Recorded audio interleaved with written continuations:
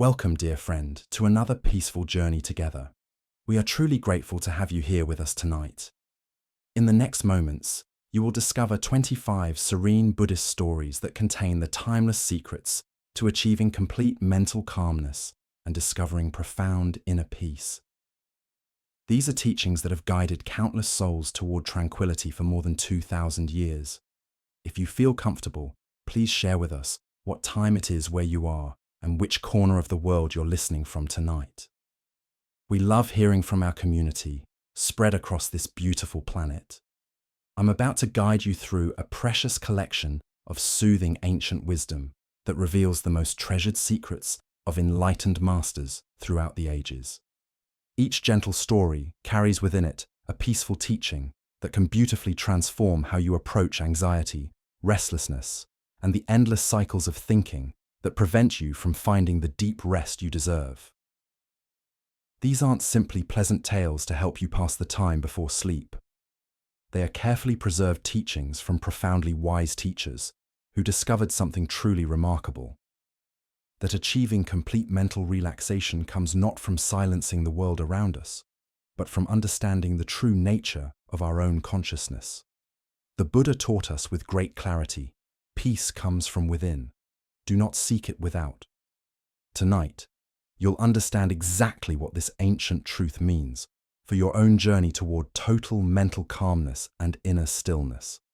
As we move gently through these peaceful lessons together, you'll notice something important beginning to happen within you. The heavy burden of your daily worries will start to lift and dissolve. The restless energy that keeps you tossing and turning through long nights will begin to settle and calm. You'll naturally drift into a state of profound clarity and peaceful mental rest that perhaps you haven't experienced in a very long time. So now, let yourself settle deeply into this moment. Allow your entire body to relax completely into whatever is supporting you right now. Take one mindful breath together with me, drawing it slowly and gently into your lungs. And as you release it softly, know with complete certainty that you're about to receive ancient, treasured wisdom that has been patiently waiting through the centuries to guide you back home to your true self, to the peace that has always been within you. The masters who walked before us understood something profound about the human mind and its capacity for both suffering and serenity. Tonight, their voices speak to you across time, offering the keys to unlock the calm that is your birthright. Now, let's explore our first Zen story about the nature of anger and how our perceptions shape our emotional responses. This is the teaching of the empty boat, a tale that will transform how you react to life's inevitable frustrations. Imagine a man rowing his small wooden boat across a wide, mist-covered lake in the early morning hours. The water is calm, reflecting the soft colors of dawn like a perfect mirror. He rows with steady, rhythmic strokes, his mind peacefully absorbed in the simple motion of the oars cutting through the still water. The air is cool and fresh, carrying the scent of water lilies and distant pine trees. Everything feels perfectly tranquil, and his heart is at ease as he glides across the glassy surface toward the opposite shore. Suddenly, without warning, another boat emerges from the thick morning mist and crashes directly into his vessel with considerable force. The impact is jarring, unexpected, and the collision sends water splashing into his boat and nearly knocks him off balance. His peaceful morning is shattered in an instant. Immediately, his mind erupts with anger and indignation. How careless, he thinks furiously, his face flushing red with rage. What kind of fool doesn't watch where they're going? This person has ruined my peaceful morning. They could have damaged my boat or caused me to capsize. He opens his mouth, ready to shout angry accusations at the negligent boater who has so thoughtlessly disturbed his tranquility. But as he turns to confront the offender with his harsh words ready to fly, he makes a startling discovery. The boat that struck his own is completely empty. There is no careless boater to blame, no negligent fool to receive his anger. It's simply an empty vessel that has drifted loose from its mooring, carried by the current and morning breeze until it happened to collide with his own boat by pure chance. In that moment of recognition, something profound occurs within him. His anger vanishes completely, as if it never existed at all. The rage that had flooded his entire being just seconds before evaporates like morning mist under the rising sun. Without a person to blame, without a target for his indignation, the anger simply has nowhere to attach itself and disappears entirely. He realizes with sudden clarity that the collision itself hadn't changed. The impact was exactly the same whether the boat was occupied or empty. The damage to his vessel, if any, was identical. The interruption to his peaceful morning was no different. Yet his emotional response shifted completely based solely on whether he had someone to blame for the incident. The Buddha spoke of this profound truth when he said, "Holding on to anger is like grasping a hot coal with the intent of throwing it at someone else. You are the one who gets burned." This ancient teaching reveals something fundamental about the nature of anger and our reactive minds. Why do we experience such different emotional responses to identical situations based merely on whether we have someone to blame? Buddhist psychology explains that our anger often has less to do with events themselves and more to do with our stories about those events, particularly our narratives about intention and blame. When we believe someone has deliberately wronged us or acted with carelessness toward us, we feel justified in our anger. But when we understand that harm came without intention, through accident or natural causes, the same situation somehow becomes acceptable and our anger dissolves. This reveals something profound about the nature of most of our daily frustrations and irritations. How many of the people who upset us throughout our day are simply empty boats. They cut us off in traffic, not because they're trying to anger us, but because they're distracted or in a hurry for their own reasons. They speak sharply, not because they intend to hurt us, but because they're carrying their own pain and stress. They fail to meet our expectations, not because they don't care about us, but because they're struggling with challenges we cannot see. Think carefully about the last time someone made you angry. Perhaps it was a colleague who forgot an important meeting, or a family member who said something thoughtless, or a stranger who behaved rudely in public. Now, consider, what if you treated that person as an empty boat? What if you understood that their actions came not from any desire to harm you, but from their own struggles, distractions, wounds, and limitations? How would your anger transform if you truly grasped that most people are simply doing their best with the awareness and resources they currently possess? Master Shantideva taught his students, if the problem can be solved, why worry? If the problem cannot be solved, worrying will do you no good. This wisdom applies perfectly to our encounters with life's empty boats. Whether someone intended to upset us or not, our anger serves no constructive purpose. It doesn't undo the situation, doesn't teach the other person a lesson if they're unaware of our feelings, and primarily harms our own peace of mind.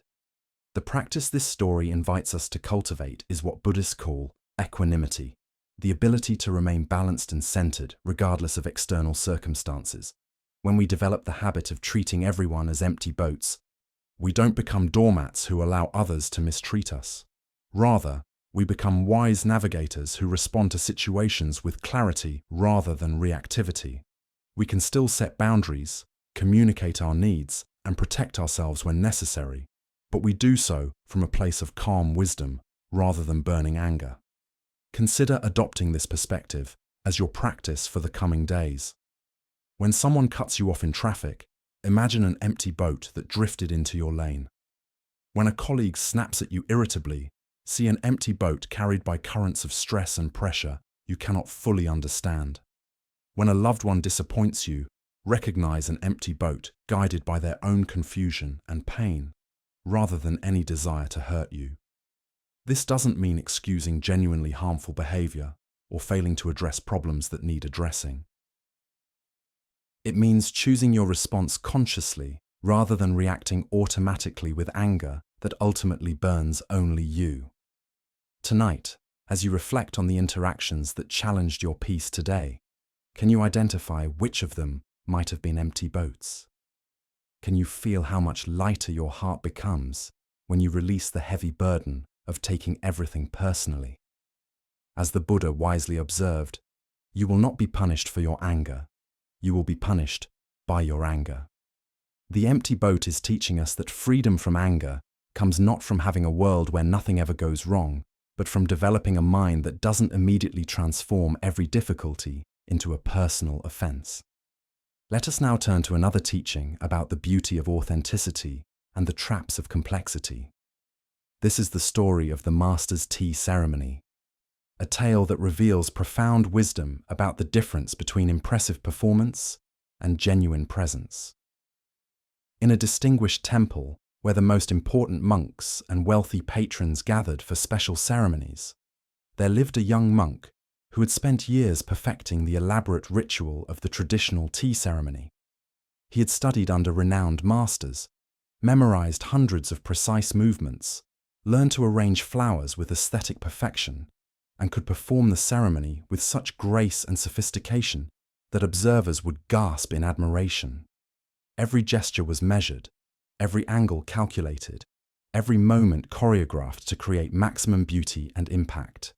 His reputation spread throughout the province as a tea master of exceptional skill, and nobles would travel great distances to witness his performances.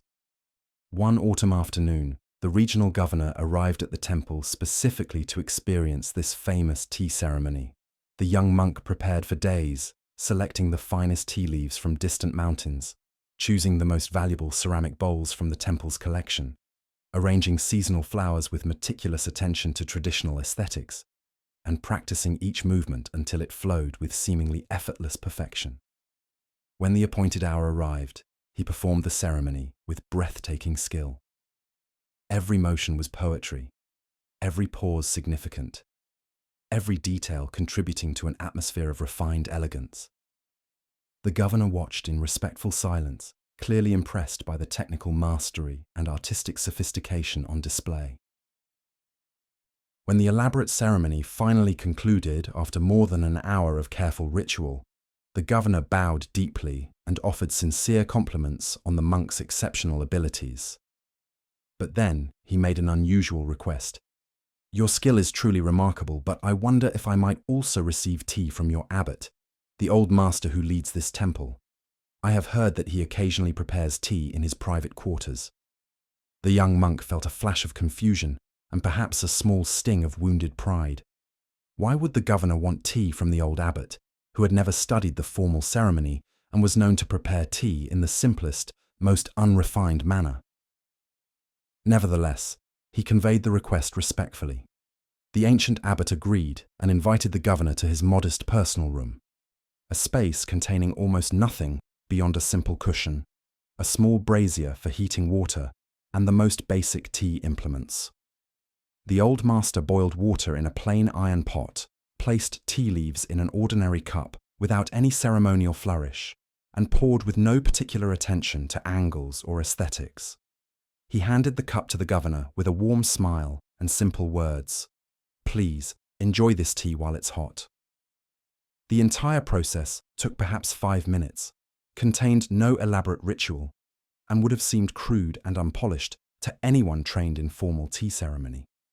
Yet, as the governor brought the simple cup to his lips and drank, tears began streaming down his face. He sat in profound silence for a long time after finishing, then bowed more deeply than he had to the young monk's elaborate performance. "This," he said quietly, "is the tea I came to experience. The other was beautiful to watch, but this tea I truly tasted." The Buddha understood this truth when he taught, "Better than 1,000 hollow words is one word that brings peace." This teaching shows us the profound difference between impressive performance and authentic presence. Why do we so often choose complexity and elaborate display over simple genuineness? Buddhist psychology reveals several patterns that lead us toward this trap. We confuse sophistication with depth, assuming that the more complex something appears, the more valuable it must be. We become attached to technique, believing that mastering elaborate methods equals spiritual advancement. We perform for others' approval, rather than serving the simple truth of each moment. The young monk's elaborate ceremony was undoubtedly beautiful, and demonstrated genuine skill developed through years of dedicated practice. There was nothing inherently wrong with his artistry, but somewhere in the perfection of technique, he had lost touch with the essential heart of tea ceremony, creating a moment of genuine connection and present moment awareness.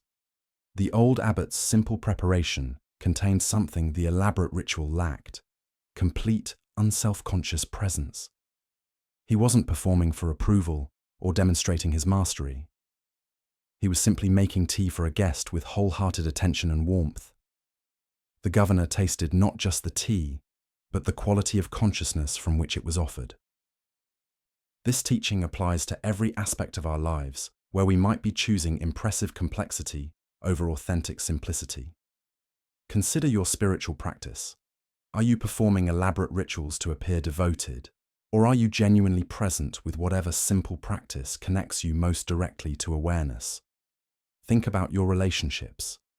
Do you craft carefully impressive communications designed to create a particular image, or do you speak simple truths from your heart?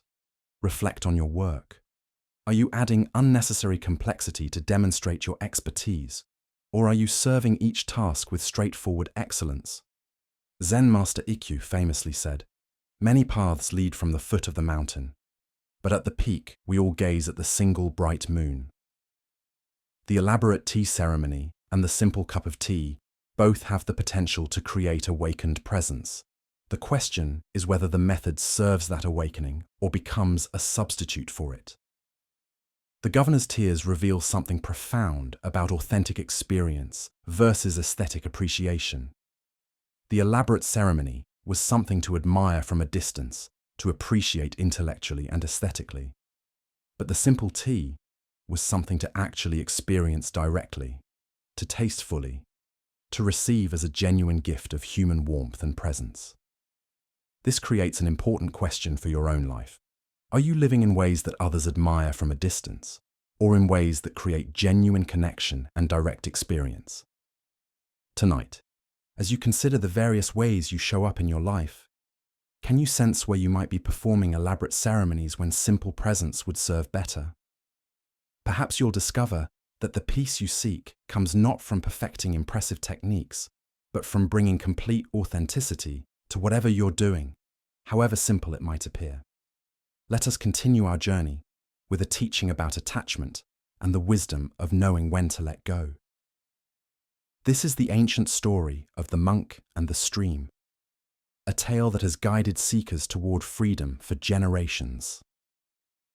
Two monks, one elderly and experienced, the other young and still learning the subtle ways of practice, were traveling together on foot through the countryside on their way to a distant monastery.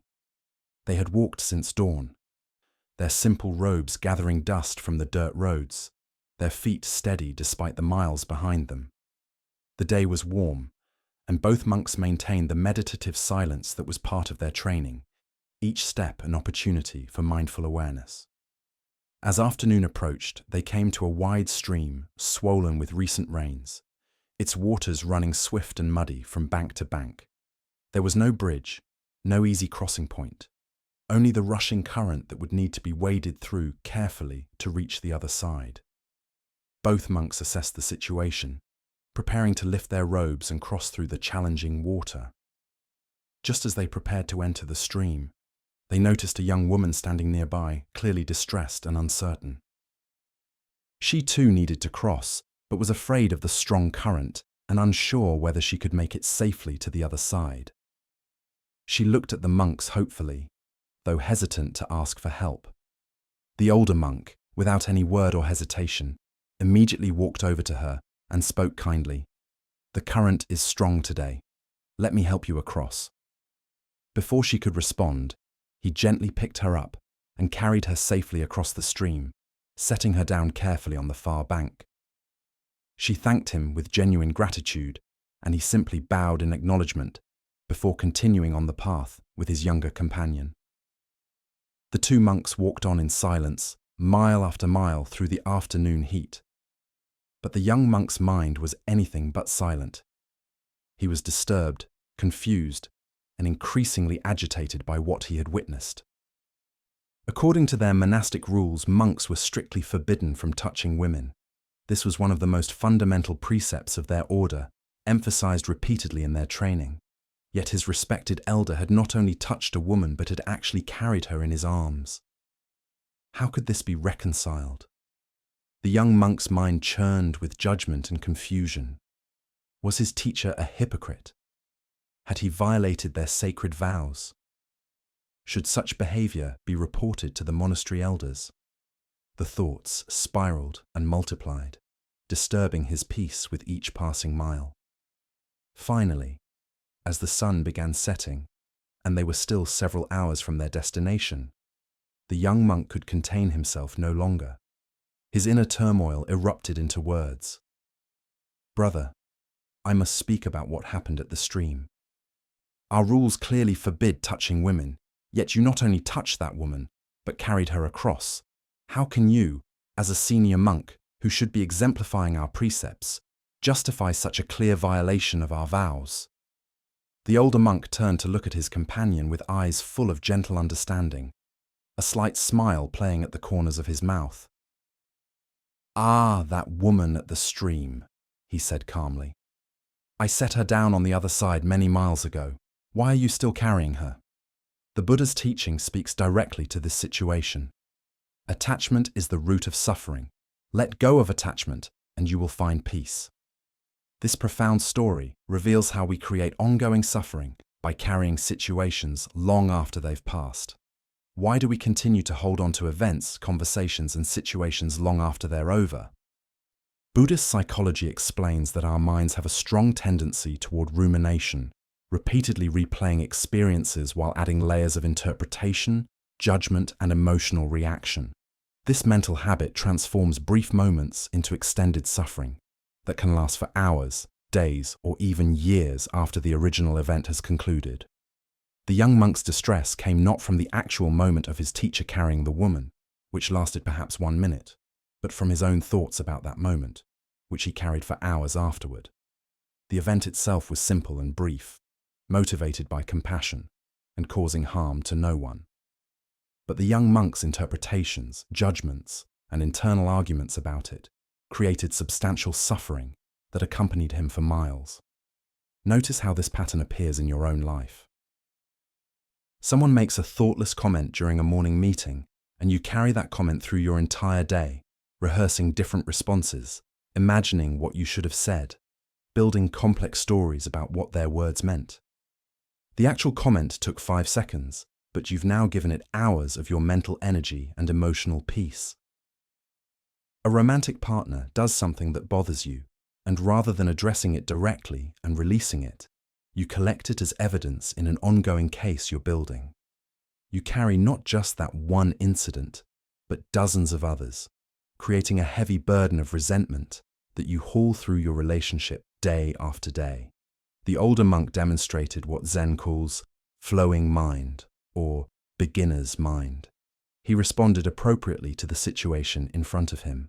A person needed help, and he had the ability to provide it. The action was complete in itself. When it was finished, it was finished. He didn't carry it forward into the next moment, didn't attach stories to it, didn't create an ongoing narrative about what it meant.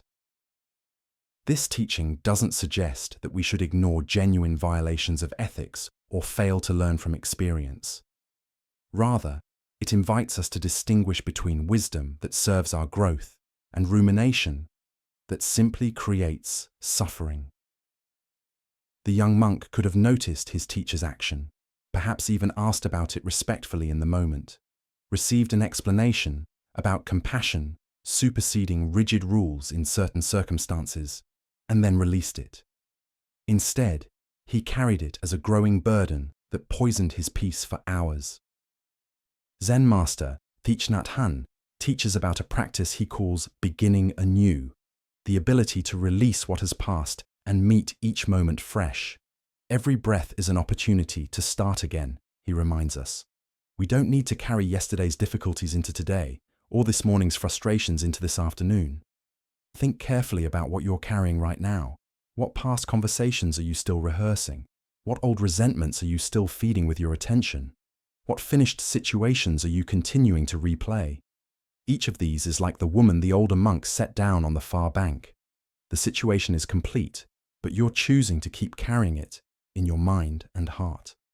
The practice this story invites is radical, completion. When something is finished, can you let it be finished?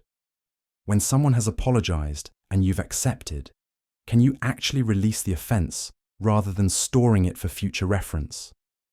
When a difficult day is over, can you leave it behind rather than carrying it into tomorrow? This doesn't mean we become passive or fail to protect ourselves or avoid learning from experience. The older monk might well remember that the stream had a strong current and plan accordingly next time. What he didn't do was carry ongoing emotional disturbance about having crossed it. There's a profound difference between learning from the past and living in it. Tonight, as you prepare for rest, identify what you've been carrying that you could set down. Like the older monk placing the woman gently on the far bank, can you place down your burdens of rumination and judgment? Can you arrive in this moment unencumbered by situations that have already ended? The Buddha said, "Do not dwell in the past, do not dream of the future, concentrate the mind on the present moment." The freedom you seek is found not in resolving every situation perfectly, but in knowing when to simply set things down and continue walking forward unencumbered. Now let us explore a teaching about embracing our imperfections and discovering the unexpected gifts they contain. This is the beloved story of the cracked pot, a parable that has brought comfort and insight to countless people struggling with their own sense of inadequacy. In a village where water was carried daily from a distant well, there lived a water bearer whose job was essential to the community's survival. Every morning and evening, he would walk the long dusty path to the well, fill his 2 large clay pots, and carry them balanced on a bamboo pole across his shoulders back to the village. He had been doing this work for many years, following the same route through fields and forest, his strong shoulders bearing the weight of the water that sustained his neighbours. The 2 pots he carried were quite different from each other, though they had started out as a matched pair from the same potter. One pot was perfect, flawlessly crafted, without a single crack or flaw in its smooth clay surface. It never lost a single drop during the long journey, and always arrived at its destination completely full, delivering exactly the amount of water it was designed to carry. This pot was understandably proud of its accomplishments and secure in its purpose and value. The other pot, however, had developed a small crack along one side. Despite the water bearer's best efforts to seal it, the crack persisted, and throughout the journey home, water would seep slowly through the floor. By the time they reached the village, this imperfect pot would be only half full, having lost half its precious contents along the dusty path. Day after day, year after year, the cracked pot felt increasingly ashamed of its imperfection. While its perfect companion delivered full measure, it could manage only half, despite being carried the same distance and given the same opportunity to serve. The shame grew heavy over time, and finally, the flawed pot could no longer contain its distress. One evening, as the water bearer lifted the pots from the well, the cracked pot spoke to him with a voice full of sorrow and apology. "I am so deeply sorry for my failure. I know you work hard to carry both of us equally, yet day after day I lose half my water through my flaw. You deserve better than a broken pot that can only partially fulfill its purpose. Perhaps you should replace me with a new, perfect pot that won't waste your efforts or the precious water." The water bearer listened to these words with a gentle smile. He had heard the pot's shame and self-criticism, and his response was unexpected and profound. "Tomorrow morning," he said kindly, "I want you to pay special attention to the path as we walk home from the well. Really notice what you see along the way." The next morning, as they made their usual journey, and the water began seeping as always from the crack, the pot followed the water bearer's instructions and paid careful attention to the path. For the first time in its long service, the pot truly noticed its surroundings. On the side of the path where the perfect pot travelled, the ground was bare and dusty, just packed earth worn smooth by countless feet over many years. But on the other side, the side where the cracked pot travelled, there was something extraordinary. Beautiful wildflowers bloomed in abundance. Delicate blossoms of every colour created a stunning display along the entire route. Butterflies danced among them. Bees gathered nectar, and birds sang from nearby branches attracted by the lush growth. When they reached the village and the water-bearer set down his pots, he turned to the cracked pot with that same gentle smile. "Did you notice the flowers?" he asked. "For 2 years, I have planted seeds along your side of the path, knowing that you would water them every day as we walked. Those flowers have brought joy to everyone who travels this road. They've provided food for insects and birds.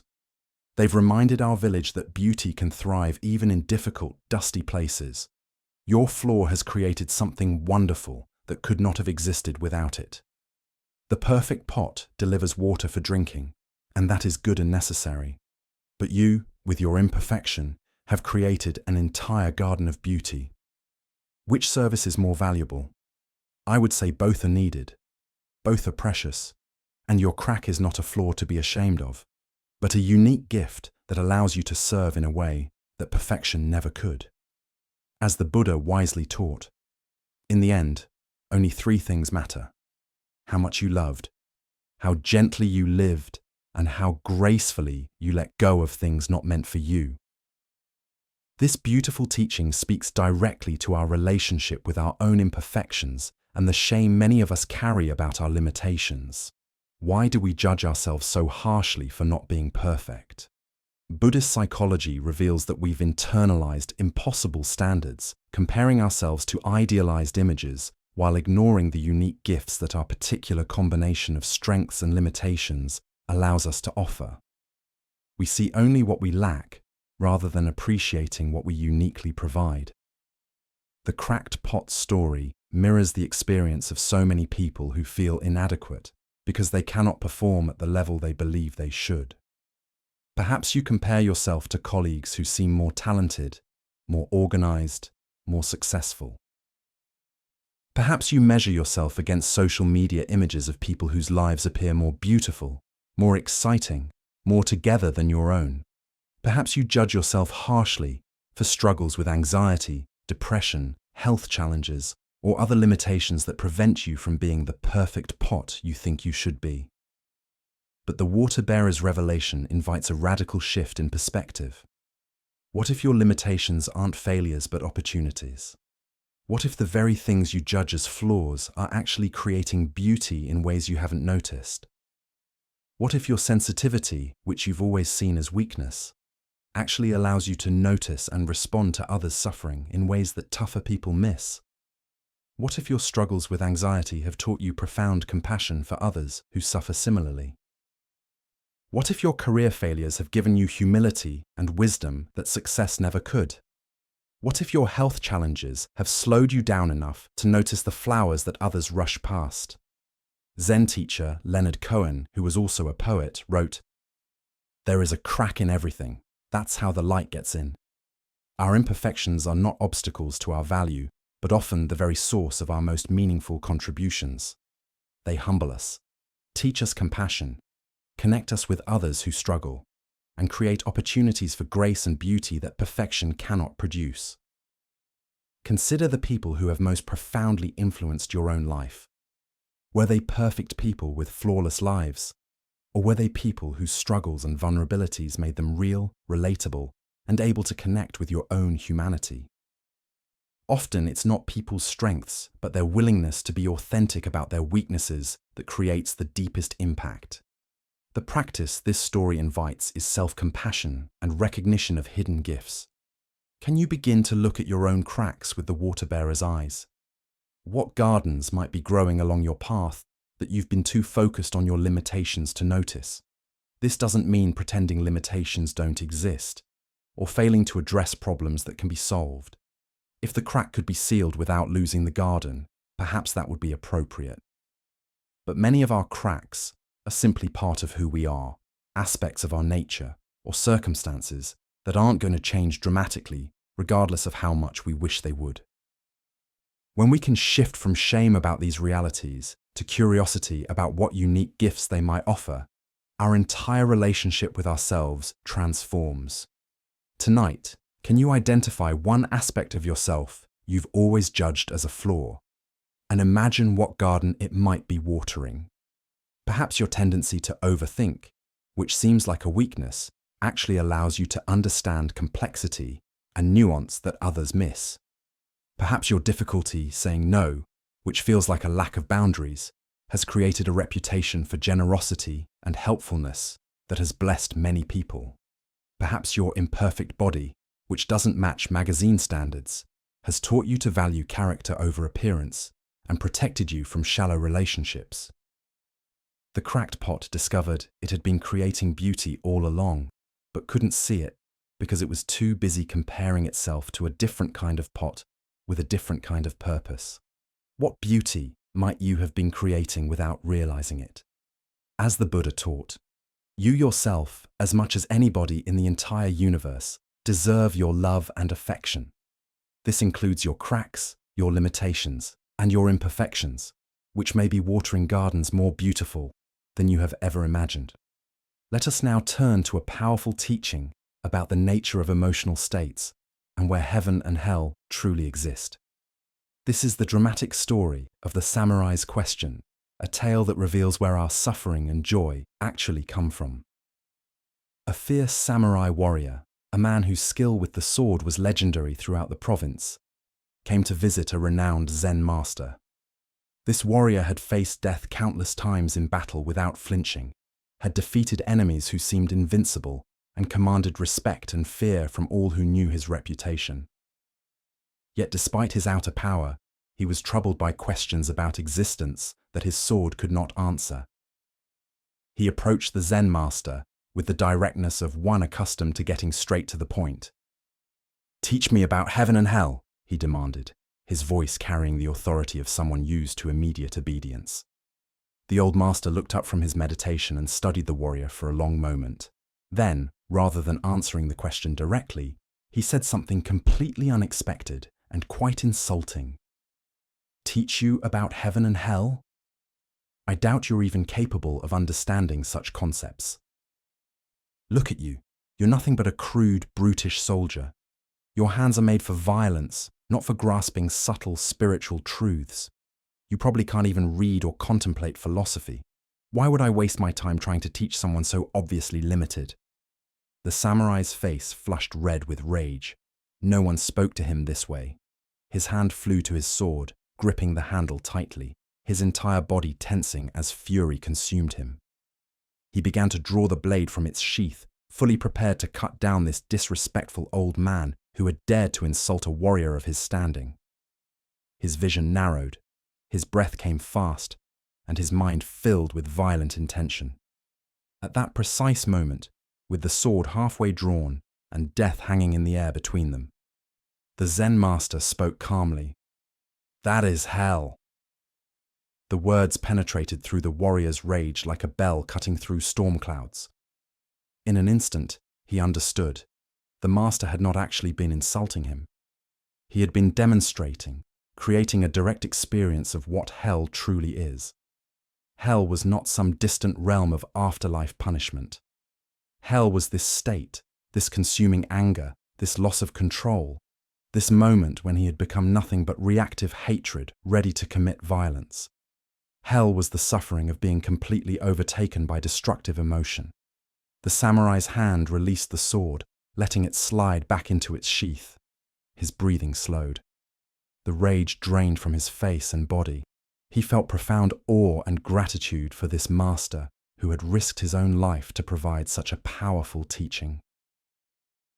The warrior's eyes filled with tears as he bowed deeply in respect and appreciation, and the master spoke once more, very quietly, "And that is heaven." The Buddha taught with great clarity, "There is no fire like lust, no grip like hatred, no net like delusion, no river like craving. This teaching shows us that our mental and emotional states create our experience of suffering or peace, right here, right now. Why do we imagine that heaven and hell are distant places we might go to after death, rather than recognizing them as states we create and inhabit moment by moment? Buddhist psychology explains that externalizing these experiences allows us to avoid responsibility for our own mental habits and emotional patterns. If hell is somewhere else, caused by external forces or divine judgment, then we're victims who cannot change our situation. But if hell is the state of being consumed by anger, hatred, fear, jealousy, or craving, then we have both responsibility and power to address it. The samurai's experience reveals something crucial about how quickly we can move between these states. Hell was not a permanent condition. It was the moments when he was overtaken by rage, when his consciousness narrowed to nothing but vengeful violence. And heaven was not some distant reward. It was the moment of recognition, release, and gratitude that followed immediately. We move between these states constantly throughout our days, though usually less dramatically than the samurai's experience. When you're stuck in rush hour traffic, mind filled with angry thoughts about the delay and frustrated impatience about being late, you're creating a small hell. When someone at work receives recognition you think you deserved, and your mind fills with jealous comparisons and resentful thoughts, you're constructing a hellish inner state. When you lie awake at night, worrying obsessively about all the things that could go wrong, you're dwelling in a mental hell of your own creation. But these are not permanent states. When you take a deep breath and let go of the angry traffic thoughts, accepting what you cannot change, you step into a bit of heaven. When you genuinely feel happy for your colleague's recognition, connecting with your own capacity for generosity, you're experiencing a taste of heaven. When you return your attention to the present moment, rather than the imagined future catastrophes, you enter the peaceful heaven of now. The Zen master's teaching method was bold and dangerous, risking his life to create a direct experience rather than an abstract explanation. He understood that some truths cannot be taught through words alone. They must be experienced. And he trusted that the samurai, beneath his warrior conditioning, had the awareness to recognize the teaching when it was presented so dramatically. This story invites us to develop what Buddhists call meta-awareness, or mindfulness of mind states. Rather than being completely identified with whatever emotion or thought pattern is dominating us, we can learn to create a small space of awareness that notices, I'm in an angry state right now. Or, I notice my mind is creating anxiety. Or, there is jealousy present. This awareness doesn't immediately eliminate the difficult state, but it changes our relationship to it. We're no longer completely identified with the anger or anxiety.